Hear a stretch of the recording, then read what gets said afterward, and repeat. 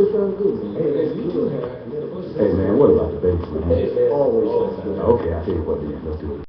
One more time. All right, just a little kiss now.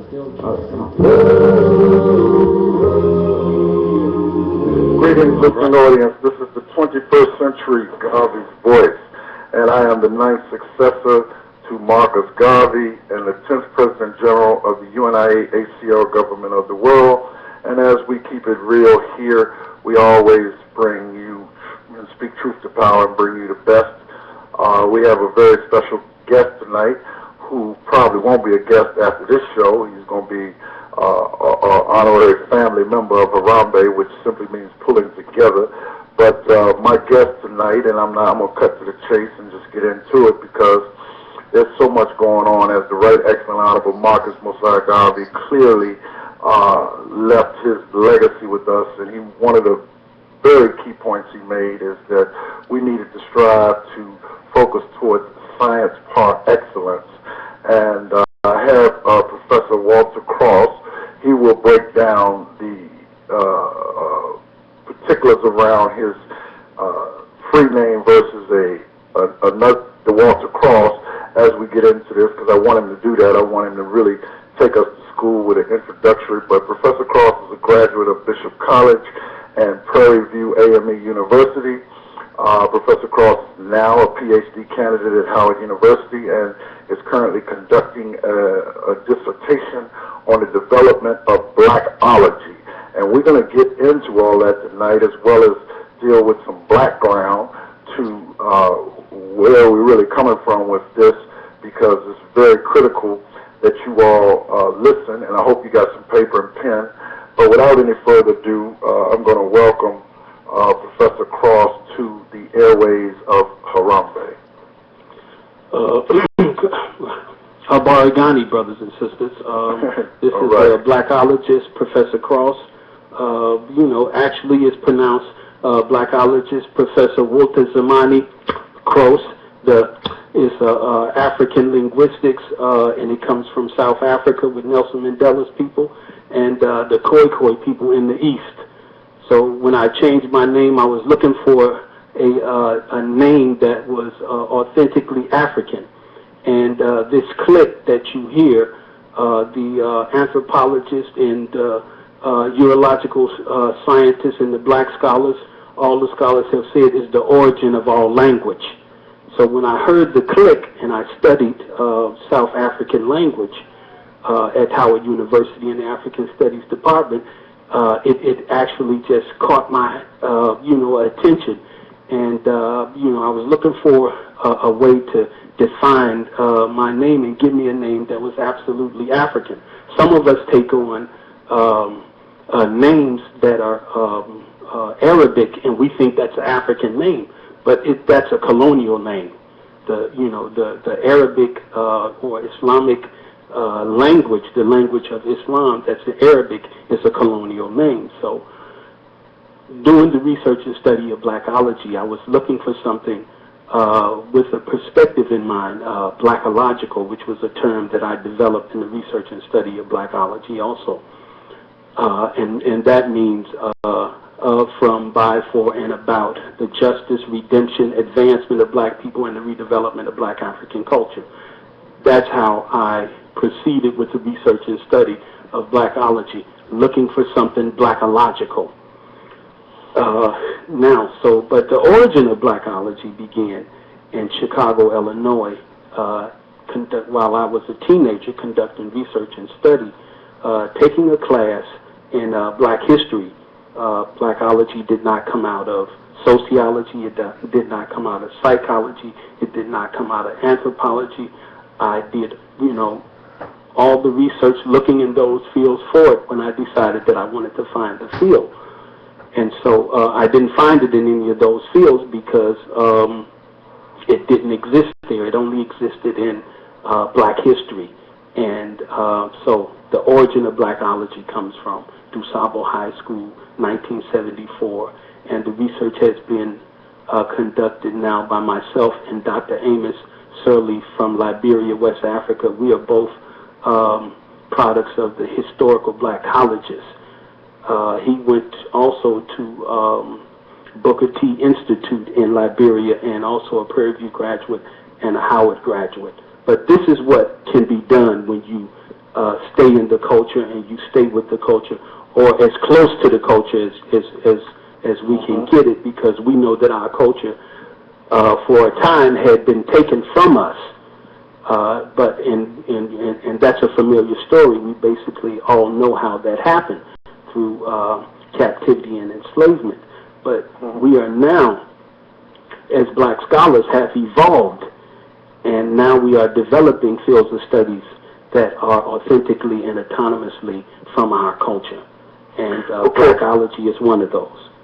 That's great. Now, what I want to do also, I want to let everyone know that you can go to www.blacology.com. That's without a K. Right. BLACOLGY.com. And you can go to the website, and what I want to do right here, because I want everybody to get a very good background of where we're going with this, and Blacology's vision basically is to educate from the hearts and minds of black African people the following. Tell us those particular points, because once everybody hears those, I think they'll get a better understanding of where we're going with this science. And of course, there are going to be many times and opportunities for us to break down some of the terminologies or the transliteration of words, because I really want to get there too. But just tell us those particular 5 points, the Blacology's vision that you have on the website. Okay, the 5 points are to educate from the hearts and the minds the slave mentality, self-hatred, second-class citizenship, miseducation, and the myth of urological and Arabic cultural supremacy. You know, those are the basic things. We also want to establish that black African culture is scientific thought. It is knowledge. It is worth studying. You know, we had been taught in the past through miseducation that we didn't have any knowledge, that we didn't have any, you know, thing worthwhile, meaningful to be researched or studied, unless it was by the urological scholars. But our goal is to do these things, to educate ourselves, to take from our hearts and our minds, once again, the slave mentality, self-hatred, second-class citizenship, miseducation, and the myth of urological and Arabic cultural supremacy. And how do we do this? By, you know, studying, researching, and using the gifts that the Creator has gave us, and that is our culture. You know, it's time now. We have evolved as a people, so as a people, it's time for us to do some thinking and some creating to back it up. Right, you know, right, and that's extremely important. So I see some of the Blacology's goals are to establish the black African people, you know, have thoughts, ideas, philosophies, beliefs, theories, concepts that are acceptable throughout the world, and that black African culture is scientific genius. And now, help me with this word, N-A-H-L-E-J. Help me and all the listening audience with that, because I know that's important here with this Blacology. Okay, that's knowledge, N-A-H-L-E-J. Now, why do we spell it such? So that, number one, we want to be able to use our African linguistics to help us define our culture, and also so that we can be familiar with how to speak in African languages.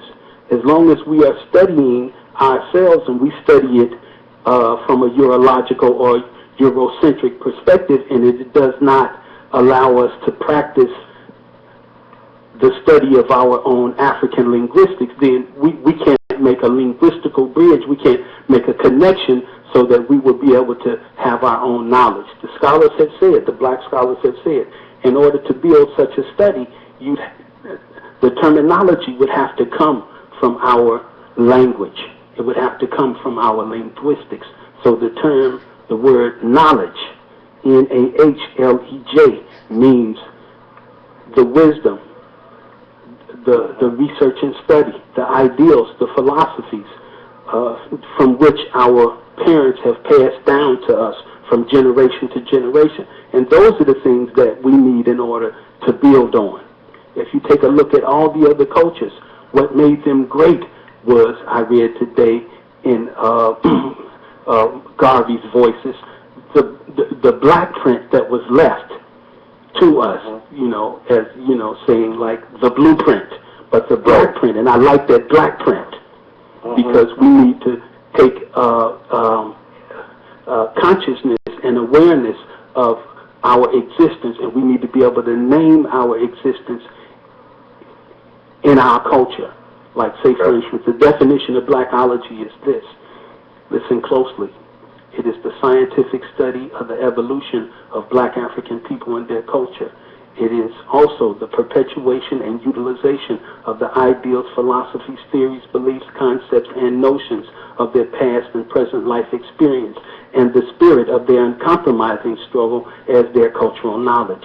It is the acclamation, affirmation, declaration, and proclamation of intellectual genius, creativity, and black story. Holistically, it is the manifestation of an authentic, autonomous, applied, blackological, intellectual, cultural science, education, commerce.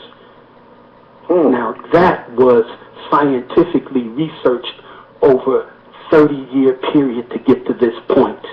Now, it has evolved to where it is right now. That was research and study, scientific. When we say scientific and black culture, we don't mean the same thing that the Europeans are saying. We are saying what is proven through time and space in the black culture. What is consistent, what our parents have given us, what they have left us. Julius Nyerere said that we are the custodians of the culture of our mothers, fathers, and ancestors. We are the perpetuators of the culture of our children. We have no right to leave behind a culture that is less fertile than the ones our parents left us. That's the mandate. That's what we must do. We must work diligently.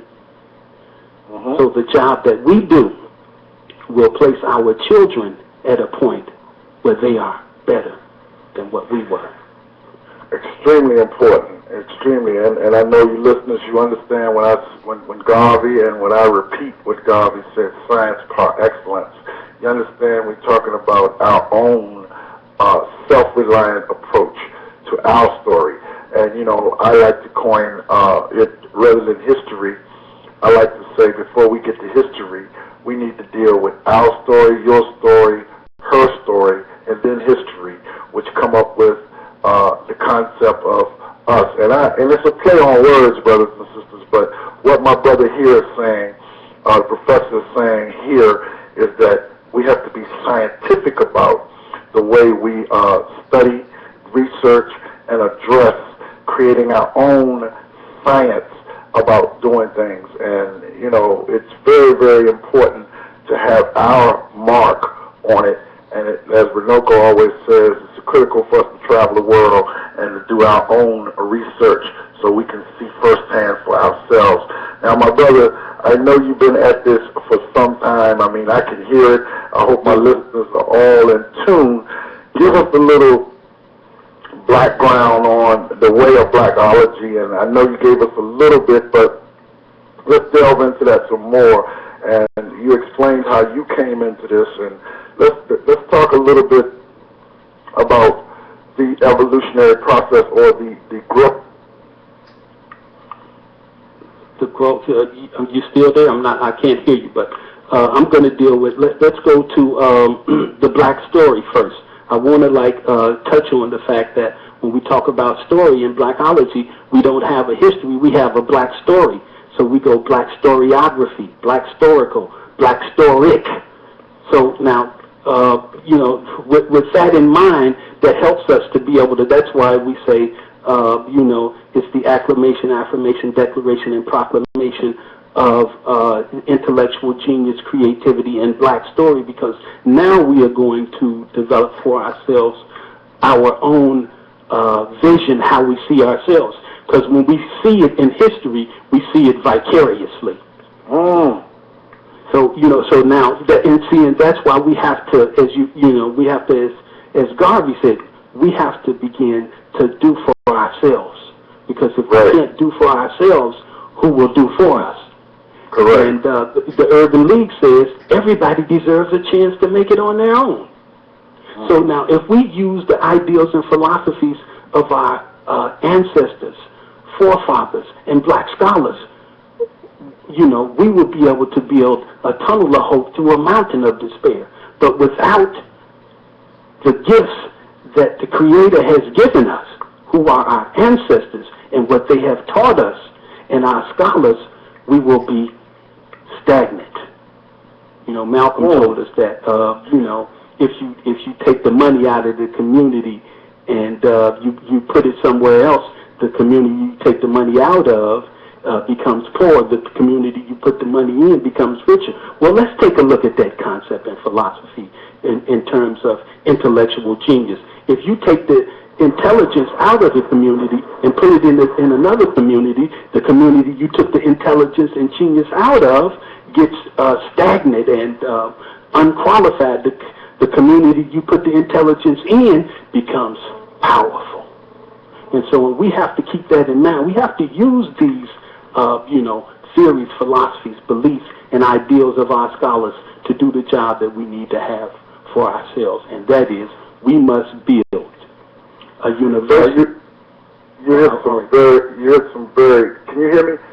Yes, I can hear you. You hit some very, very key points when you start dealing with our ancestors and those who have come before us. That is extremely important, and in you and my reasoning, we keep bumping into that because that's critical of carrying on what was left for us. Good, speak to that for us, because that's really important in this whole about the ancestors. Yes. About the ancestors, and then we'll get to the origin of how it came to me. Sure. Okay, now our ancestors, the reason why our ancestors is important is the same reason why everybody else's ancestors is important. It's important to the European that Jesus, who is one of their ancestors, is acknowledged. It's important to the Asians that, their ancestors are, acknowledged and held up, because those are the ones who laid the path, who, put the blueprint, and for us, the black print, so that we would be able to get to where we are today. Without our ancestors, we still be on the ship. We still be in the Middle Passage. But because they did the job that was needed to have done, so that we would be here today talking on the radio and the internet, that's why we're here. That's why we have to take their ideals, their philosophies, their beliefs, organize them, put them into a science, use those ideals according to the way they say. We are evolving. When you take a look at the Black Time Span, I did a paper entitled The Chronology of Blackology. And in that chronology, I talk about being able to count numerically our existence. If you can't count who you are in numbers, then you don't exist. If you're counting in someone else's system, as I said before, vicariously, you're looking through their eyes, but you still don't exist. So if you take the Haitian Revolution, the most well-known of all the revolts in the Black story, Black historiography, or Black Storic, if you take that Black story and you count from the Haitian Revolution to the day, it would be 221 years of the redevelopment era.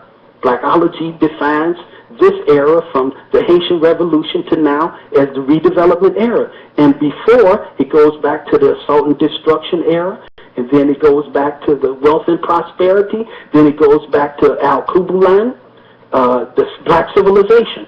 But we count back from the Haitian Revolution to today, and that gives us a numerical existence, and now we can see who we are because we can count. Mm. Very, very important, brother. And, for the listeners, this is definitely extremely important. And I hope you're taking notes. Now, tell us again how those who may be interested can reach you. I mean, I will help and I will give out emails as well as websites, but I want you to do it because particularly where it relates to cultural science and how you spell the word science in a blackological perspective. Right. Give out your email and then also let people know again the website and if you want to give out a phone number. But break down the science behind this email that you're about to give out, and we will repeat it over and over so the listeners can be very clear. But we're giving a lesson tonight, you all. So listen. All right, here we go. This is the email, culturalscience@gmail.com. Now, listen closely how I spelled this. Cultural. CULTURALZ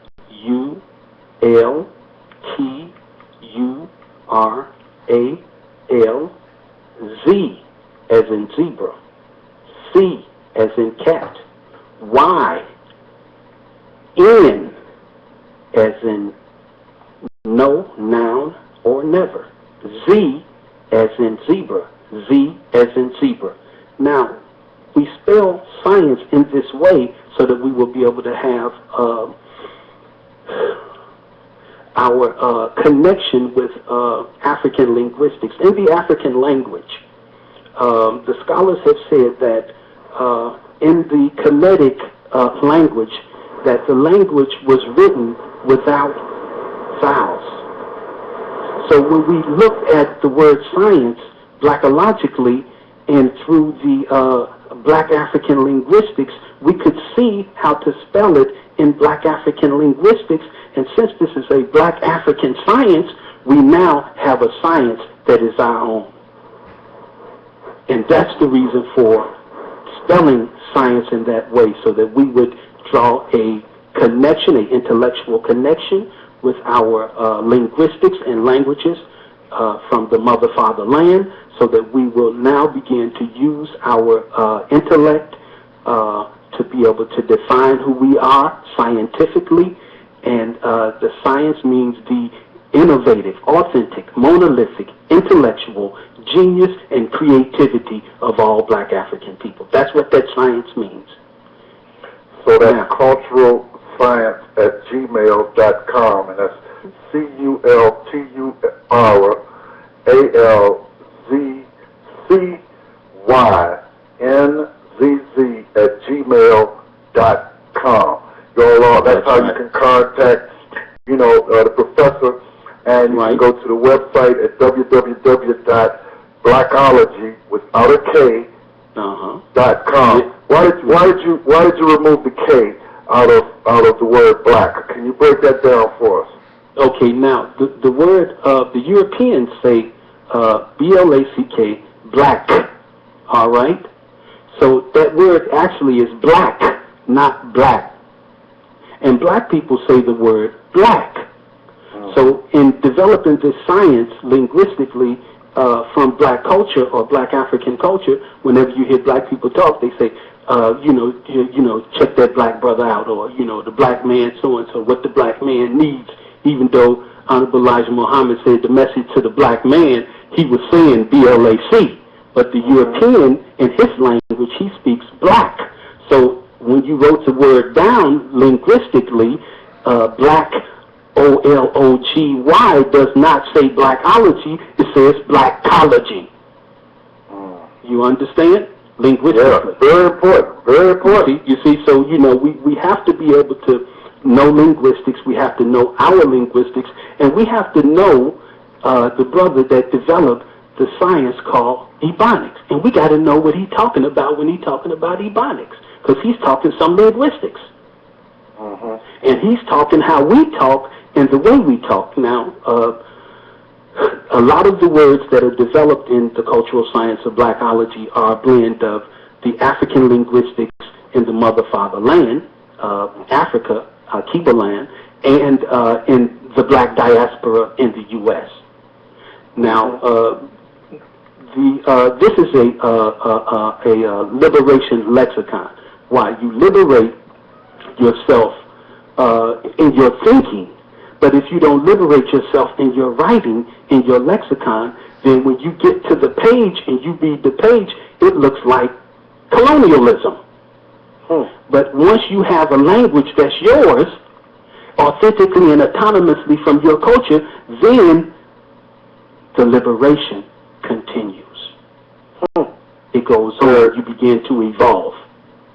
And that's the reason for the Blacological lexicon. And I do have a book on, a Blacological lexicon, the evolution of words, terminologies, and linguistics. Well, before we take a break, and when we come back on the other side, I want to get into what is to come, because you and I have definitely began to, I'm not going to say build, I'll say rebuild a working, reputable relationship.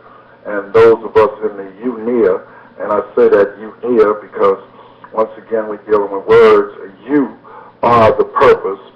You are the purpose, the foundation that our ancestors, and we are the UNIA-ACL government. And keeping it real with Garvey's voice, I am just elated that you and I have begun to build in this day and time on this reputable relationship, because there's a whole lot to become a reality, because we're working for our young brothers and sisters, but we certainly are following the footsteps of our ancestors and paving the way. And I couldn't think of a better way to coin it other than to say Garvey, directed us after following his ancestors to say Absolutely, we needed to be science par excellence, meaning we have to look at our economics more scientific. We have to look at our educational approach more scientific. We have to break it down. And we definitely have to get away from the forked tongue language and the colonialism that's embedded within our own selves. And I mean, I'm putting it out there the way I can relate, but we all have to deal with that healing and that blessing, because we know we come from, when we say Sankofa, we come from a civilization of greatness. We come from a civilization that many people have built upon, but we have been forced into a colonial slavery kind of, commerce, materialistic, controlled beings in a European world. And we're talking about breaking out of that. And we're talking about breaking out of that. So and you're providing us with a means for us to begin to take control, be more self-reliant with how we raise to the ancestor and the creator. Yes. That's all praises due to them. Because of, what they have done, I am able to stand here and say Blacology.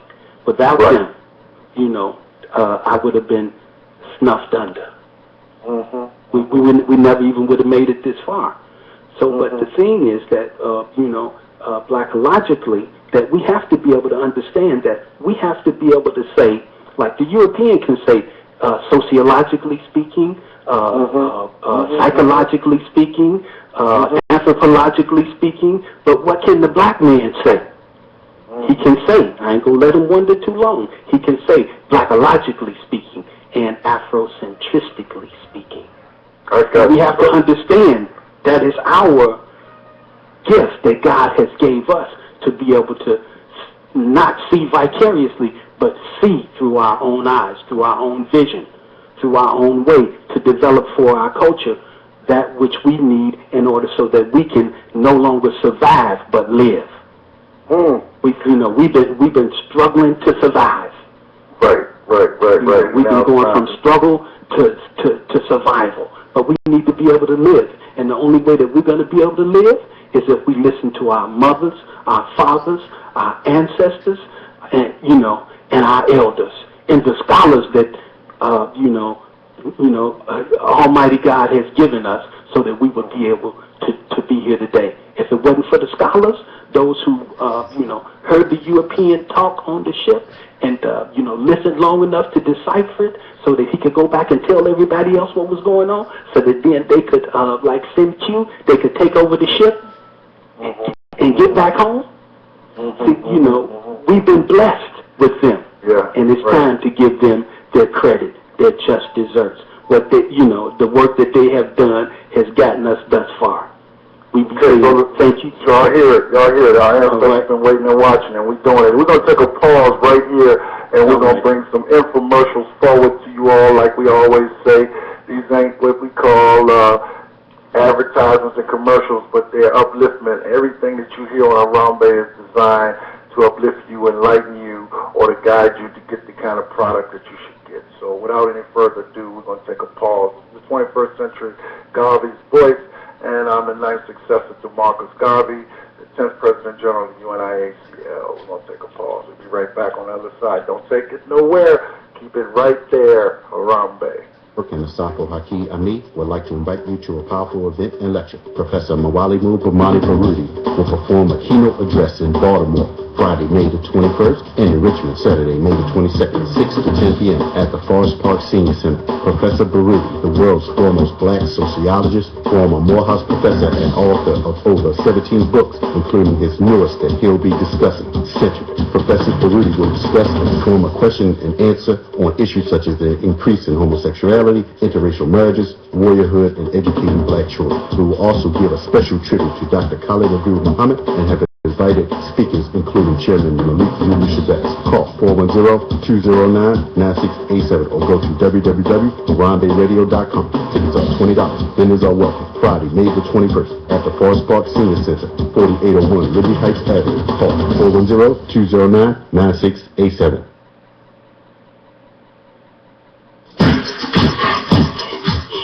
This is Brother Clip taking just a minute to tell you about the Harambe Radio Fundraiser. In nearly 6 years of broadcasting, we've never had an official Harambe Radio fundraiser to ask you, our valued listeners and supporters, to help us continue to bring you Pan-African news, analysis, and culture. We've never asked for or received any bank funding or government grants. We've always depended on self to give you the best media possible, unbought and unbossed by corporate interests, political parties, or government bureaucrats. For us, this is a labor of love. This month, we're asking all our listeners to donate just $20 for the year to help us continue to bring you the great programming you've come to expect from us. For supporting this independent African-centered station, we will give each person an MP3 file of any program done here on Harambe Radio in the last 6 months. Go to www.haramberadio.com/donate and contribute $20 or more, or mail your check or money order to Harambe Radio, 4445 Mecum, M-E-C-U-M Road, Walkertown, North Carolina, 27051. Asante Sana, Metasi. Thanks from the Harambe family, and keep listening to the Harambe Radio Network. Keep it right there.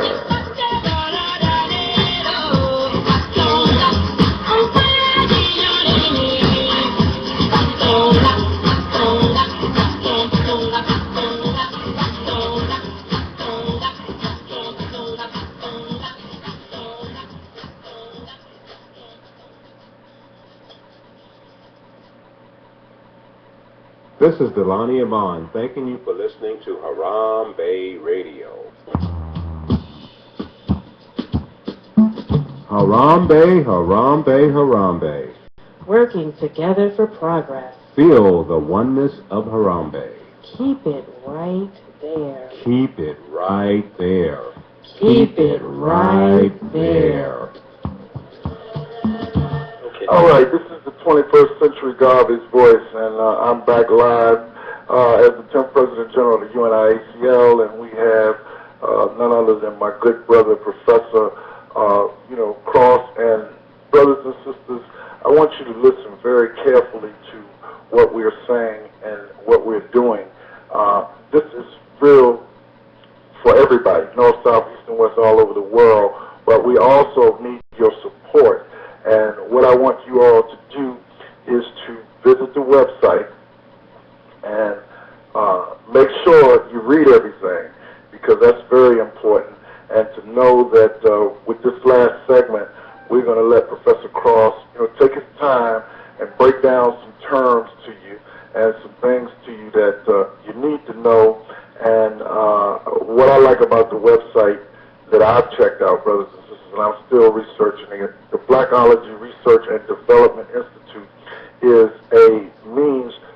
us back to black again, bring us back to self-reliance again, bring us back to our own science par excellence, as Marcus Garvey was so clear on. He said man and woman could do what man and woman have done, and if we don't do for ourselves, nobody else is going to do for us. So you better not be looking at the other fellow and not taking heed to your own self-development, because the other fellow ain't going to never do nothing for you that you need to be doing for yourselves. That's Garveyism, brothers and sisters, and the fact it maintains itself. You know, we put too much emphasis on the other fellow and the problem and not enough emphasis on ourselves and addressing the solution, because certainly we're not going to find a solution on the other side. Dr. Cross, am I making sense of what I'm pushing? Absolutely, you're making a good sense. You know, one of the things that we really have to pay attention to at this day and age and time is, you know, the fear of black by our own people, or this trying to be elusive from being black, because people seem to think that you know, there's somewhere else. Black people seem to think there's somewhere else they can go. You can run, but you can't hide. And you know, and we need to. What we really need to read is Stephen Biko's book. We really need to read it, because you know, and anything you can get on Stephen Biko, because we need to know what our black consciousness is. Yeah. We lost our, you know, it's not just consciousness, because consciousness is not necessarily going to get you there, but to be specific and subjective to what it is that we need, you need black consciousness. And briefly, Biko defines black consciousness.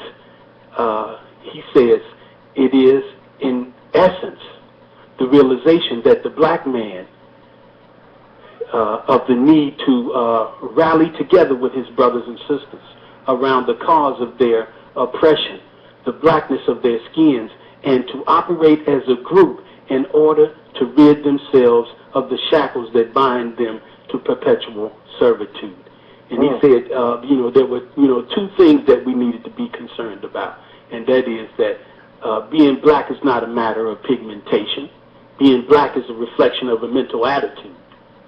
You know, also, merely by describing yourself as black, you have started on the road towards emancipation. You have committed yourself to fight against all forces that seek to use your blackness as a stamp that marks you as a subservient being. Now, we have to understand that. We need to be, you know, really thinking about it. We need to look at it. You know, we need to have our own definition of what black consciousness is. These things didn't come to us, you know, just because it was a fad. They came to us because the ancestors and the Creator willed them to us so that we would be able to go forward. Had it not been for black consciousness, something powerful there. Will. That's right, brother. Will. If it had not been for black consciousness, Nelson Mandela wouldn't have been able to get out of jail and get into the political seat. It was black consciousness that brought that about. And see, we, you know, in this country, there are no laws for African Americans. There are laws for Negroes and black folks. And you know, if you go through there and check out all the laws that affect black people, I did a paper on laws that affect black people, and there are like 80 of them. And it didn't have African American down there anywhere. So if you are fighting to be an African American, now you got to fight for some laws for African Americans. Maybe that's why Obama is so scared, because that's a hell of a task. Right. You know, so you know, what we have to understand is that what we got, we can't just throw it away just because you know, some other culture is on a fad and is doing something else. Professor Cross, I can't wait till you read a Council General of the UNIA, because what the Legal Defense Committee of the UNIA, and you probably have seen some in Garvey's voice, we have what we call black law. Black law, okay. Exactly, and that's very important, because you just hit something key when what you just said.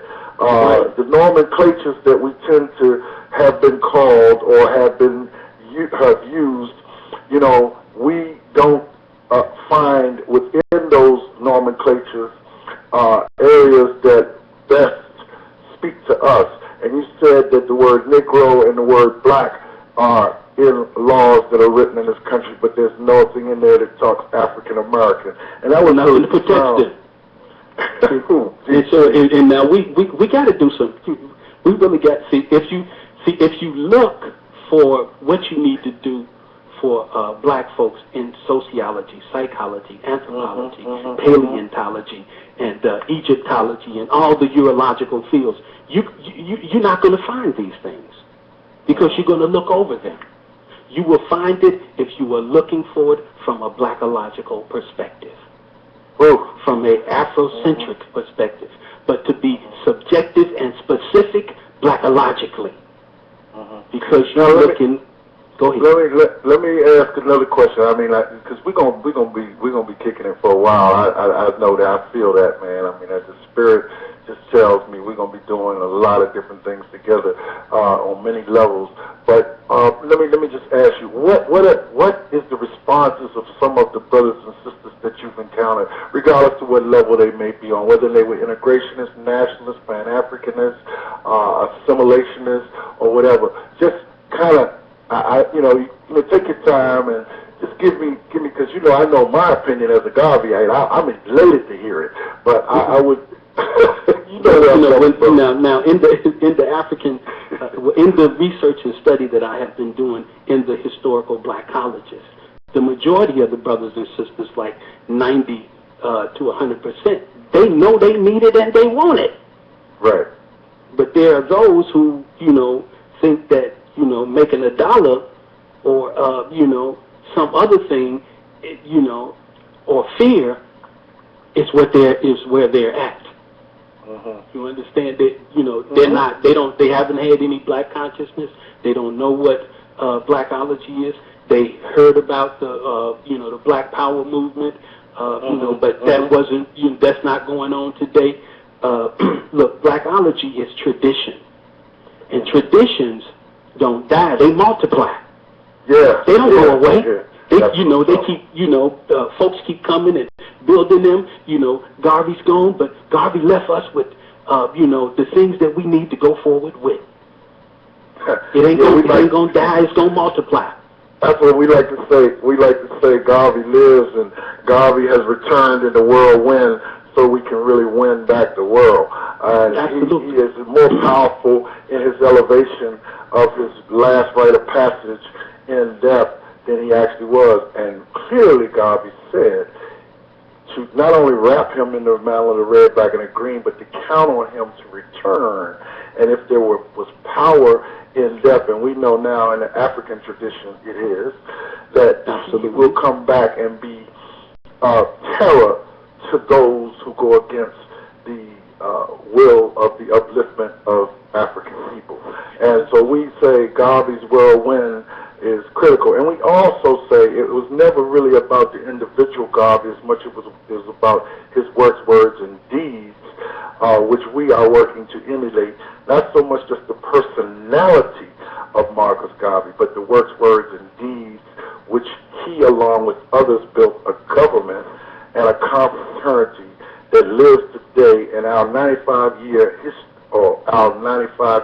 story is a testament to the consistency of the spiritual power. And now it's our job in the 21st century to emulate the works, words, and deeds of Garvey and all our ancestors who have been waiting and watching. Absolutely. There's no way that we can get around it. Look, if we don't, if we don't love our culture, we're going to perish as fools. Garvey left us with a word that was, very, very powerful when he talked about the Universal Negro Improvement Association African Communities League. Universal. Yes, universal. It's critical. You understand? So, when I studied Garvey, what I remember for him was saying that, we are all one. We're one family, and we have to recognize that. We have to learn to treat each other as brothers and sisters instead of the enemy. We got to stop saying we are our worst enemy, because, the white folks have made this science, psychology, that, they can do this self-fulfilling prophecy on it. They say, yeah, you're your own worst enemy, and now we're our own worst enemy because somebody put a self-fulfilling prophecy on us because we practice in a science that really ain't ours. So once we begin to pick up the blood-stained banner of the red, the black, and the green, and and we begin to start doing some thinking and some creating to back it up, then there's no unsurmountable goal. That's And what I'm so, talking about. we need to be making degrees. We need a degree for the preschool, the elementary school, the junior high school. We need, high school degrees. We need, undergraduate. We need masters of intellectual science, masters of intellectual studies, and we need a universal blackological science doctorate, and we have it. Mm-hmm. So all we got to do is use it.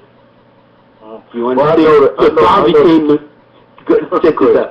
Garvey came to meet Booker T because Booker T say, "Put your buckets down where you are." Look, we got the universal blackological science doctorates. We put our buckets down right here, and we go put it to work. I hear you, brother. I love it. I love it. There I know are the 200 minister- I know the Minister of Education, Kabir Hadass, is just, whoa. I know he's maybe tuned in, but I know he's going to be pumping when he hears this.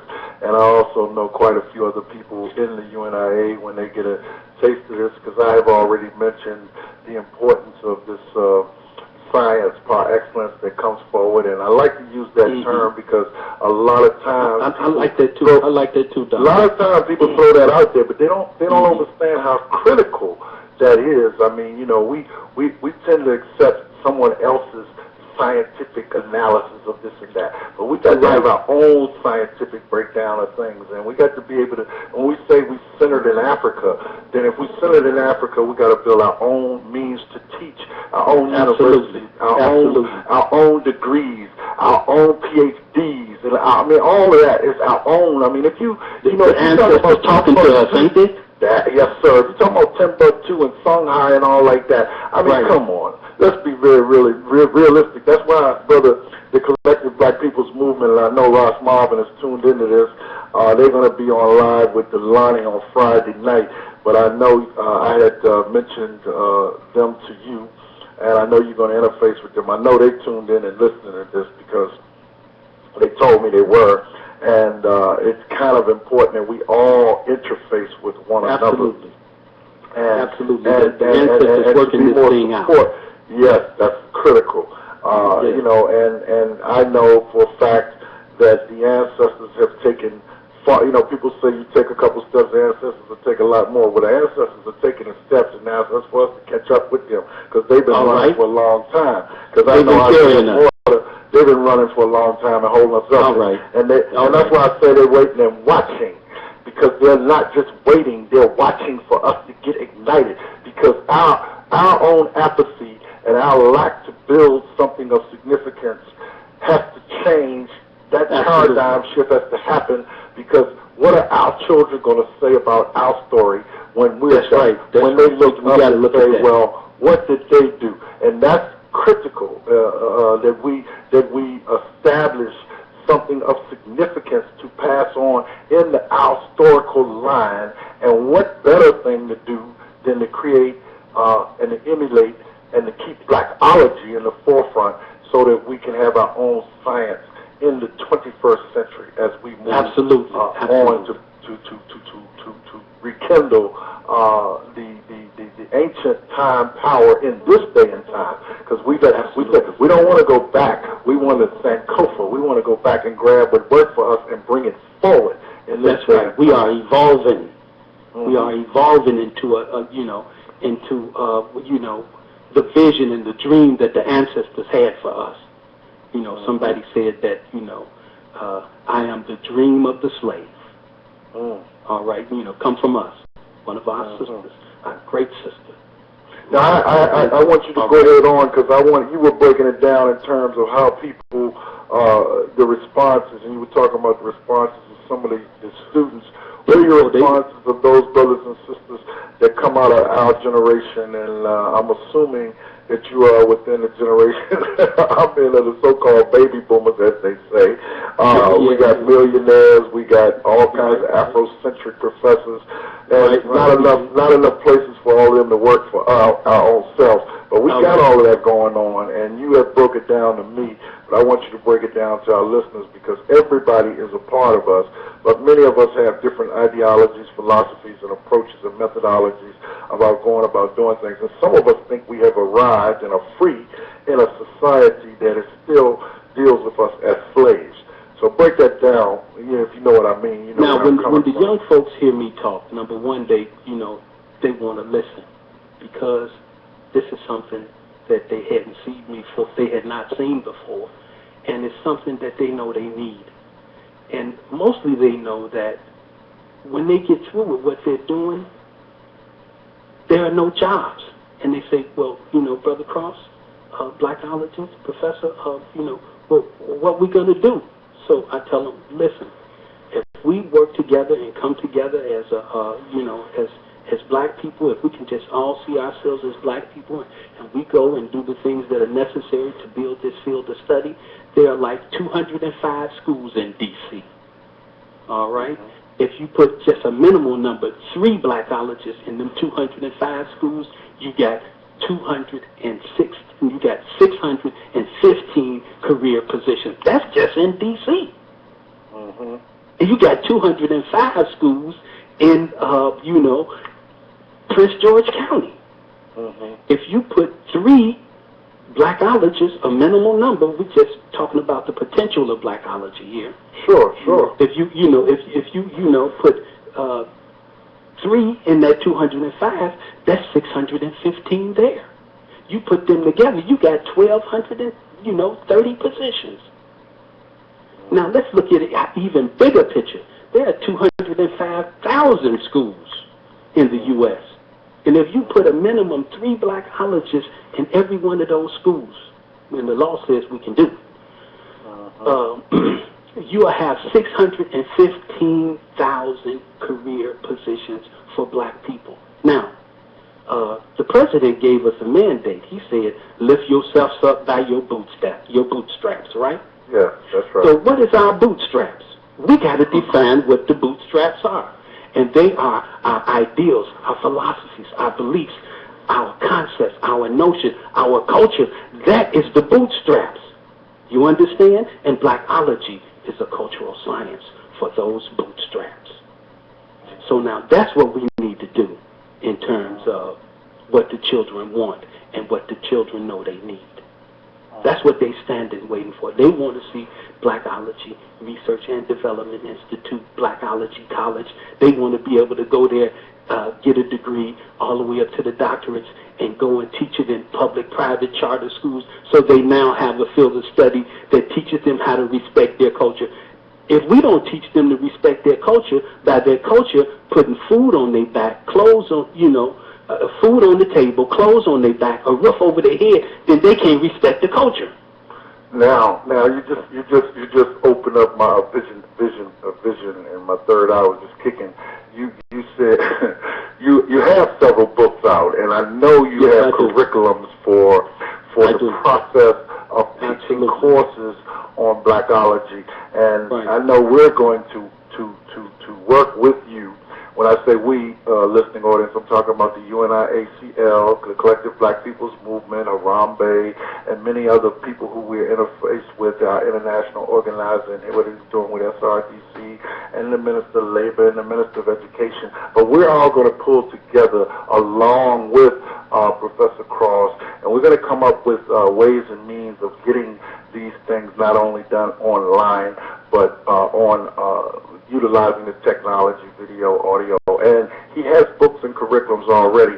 So before we go, we'll just give people a little taste of the vision of what is to come in these next days, months, years around providing the practical application of Blackology in the minds of our brothers and sisters so that they can go out and emulate the works, words, and deeds of those who indoctrinate them with the concept of this self-reliant Blackology.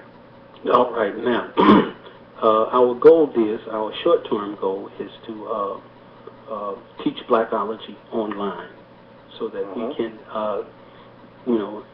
teach the classes to, our children, ourselves, because if we just teach the children and we don't teach ourselves, we got the same kind of mess that the urological educators been doing. So, speaking in Ebonics, been doing. Now, but our goal is to teach to ourselves and our children through the internet, online. We have founded, incorporated Blackology TV Virtual University of Black African Culture. There's none on the planet, not in the U.S., not hid under a rock, not in Canada or anywhere you can think on the globe. But that's what we need. That's our goal, is to build that Blackology TV Virtual University of Black African Culture.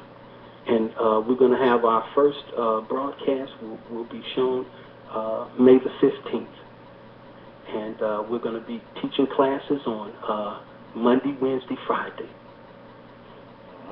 We haven't set a tentative schedule as of yet, but this is our short-term vision at this point.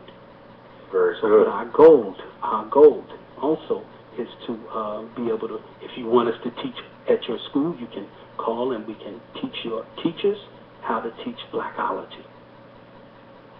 We can, teach your administrators the philosophy and the ideals of Blackology, so that they will be in conjunction with each other, so that they will know it. We also have, books that you can, we can't sell them, but you can give a donation for them because we're a nonprofit. We have Black Solidarity, the awareness of institutional racism, Black Politics, the extent of Black voting power. These are the books that I've written.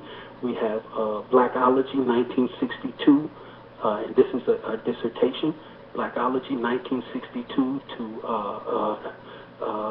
2007, the evolution of Black African intellectual cultural science and the Black diaspora in the United States. And those are some of the books that we have. We have 7. But our goal is, as soon as we can, ASAP, build this field of study. And we need all the help that we can get from all over the United States. Anybody that, has an ideal that they want to help us build Blackology, we need the help. Blackology doesn't belong to anyone, but it belongs to Black culture, and it belongs to Black people. And that's what Garvey did with UNIA. He didn't make it just for him. He made it for us. That's absolutely correct. That's why it has lasted this long. And that's why we have to go. I can reassure you, too, Professor Cross, that, and I want all the listeners to hear this, that not only are we doing this radio show, but as well we had a very productive sit-down and meeting. And our intention is to interface with what you have already established and to help push it forward with warp speed. So the UNIACL will be interfacing with not only yourself, but with the Blackology Research and Development Institute, BRDI, and doing everything we can. You have already made a step towards taking out your membership, but even deeper than that, we are automatically going to have to work together because the ancestors have brought us together. So it's critical that we continue to find ways and means and methods to advance what you've already put together, and to introduce you to various different things we're doing to step the UNIACL up in the 21st century. Even though we have a 95-year history, we are not satisfied with what we have, so that means we are of vision and we are coming up with innovative ways to reach more numbers of our brothers and sisters, whether or not they're in schoolhouses, public schools, charter schools, home school, internet bound, dropout, alley bound, street we coming after our young brothers and sisters everywhere they may be. If they're caught up in video games, they're caught up in Hollywood, if they're dealing with slop hop and have gotten away from hip-hop, we're talking about re-energizing their blacktricity, which is a word that I came into existence. I'm going to take the K out now. See, because I'm learning something about Blackology. See, I came up with that word in the 70s. Blacktricity. And you know, I did some poetry earlier, but you're motivating me, so I'm going to go back to the drawing board and look at that very carefully, and I'm dropping out the K. So blacktricity don't need a K in it. But the point I make to all my listeners is that we have to tap our creative genius and step up. And for all you brothers and sisters out there that we always appeal to you are getting the Garvey's voice, you all also know that you can now visit a website and you can give your support, because your support is needed at www.blacology.com, because as you support this, you are supporting your own future, because the more of us that can come up with a more clear overstanding, the quicker we can reach out to our other brothers and sisters and get them ignited and tied in, and the quicker we can become more conscious about what we need to do north, south, east, and west all over the world. With that said, brother, I want to ask you to give us some closing remarks, but certainly, listeners, this will not be the last time. I don't even think it's the first time. Really, it's just the first time in the practical sense, because I think spiritually we've been connected, because the way I hooked up with Professor was through a brother friend of mine who goes all the way back with me in the days of what we had was Stop America from Eating the Young, Safety Incorporated, and we talked a little bit about that in my last 9 o'clock show, how Stop America from Eating the Young evolved from Safety, Stop America from Eating the Young, to Sound Action for Enlightening the Young, and then now it's Medisage, which means healing wisdom, is a word that we coined. And we have 135 acres of land in South Carolina, and we are, in fact, today, the brother Kareem Boubacar, who I know very well, who's from here, but has lived here for a long time, was in town, and he's now growing food there, and we're creating our own soil. And what I mean by that, brothers and sisters, when I say our own soil, this is in the sandlands of Mount Crugen, South Carolina. So by creating your own rich soil, things grow faster and better, and they're more organic. So what I'm saying to you, brothers and sisters, is that there's nothing that we can't do. Up, you mighty race. We can accomplish what we will. Professor, take your time. Give our listeners a message before you leave these airways this time, because certainly you will. Watch out, because other Harambe people that listen might be calling you up. I know Delani might get you on his TV show soon, because I know that's how we roll. We about Harambe pulling together. So we don't mind guests popping around different shows. But anyway. Listen, you know, at Blackology, we don't mind, you know, going where we have to go. We got to go under a tree, to a church, to a road, anywhere where the people call us that they want to know about Blackology. Now, I didn't give a number with that, but I'm going to give you a number. You can do that, too. Give up everything. Here's a telephone number from 8 a.m. to 2 p.m. Monday through Friday. 301-839-1998. That's at Blackology Research and Development Institute. And then blackology.com. And remember, culturalscience@gmail.com.